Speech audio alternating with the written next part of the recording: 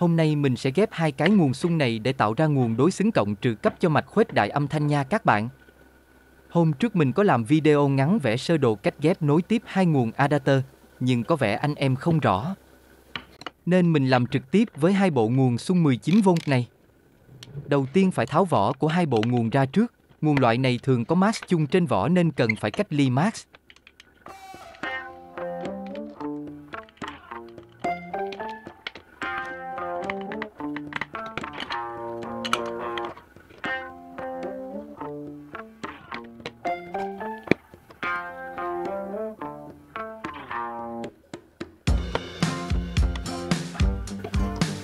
Anh em chú ý nguồn xung Flyback sẽ có con tụ xanh xanh được nối từ mask của thứ cấp và mask của sơ cấp.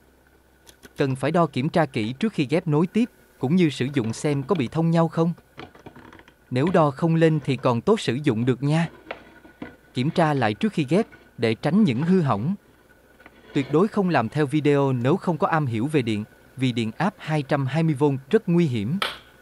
Anh em không am hiểu nên xem giải trí thôi nhé. Khi ghép nối tiếp, hãy chọn hai nguồn có công suất bằng nhau và tốt nhất là cùng một loại nguồn. Sau khi kiểm tra, mình thấy cả hai bộ nguồn vẫn hoạt động bình thường. Bây giờ mình tiến hành ghép nha.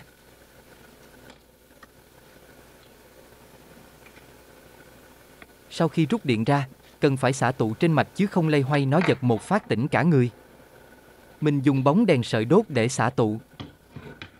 Bỏ qua những chi tiết nhỏ, có thể sẽ trả giá bằng những cú rùng mình.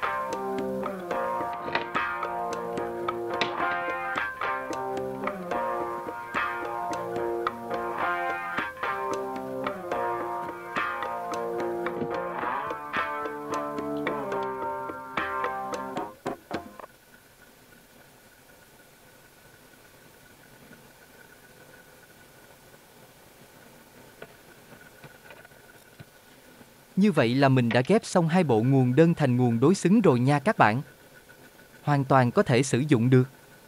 Sắp tới đây mình sẽ kết nối chúng kiên cố hơn và sử dụng cho mạch khuếch đại âm thanh. Cảm ơn các bạn đã xem video. Hẹn gặp lại các bạn ở video sau. Đừng quên like và đăng ký kênh giúp mình nhé. Có gì góp ý hãy để lại bình luận cho mình biết nhé.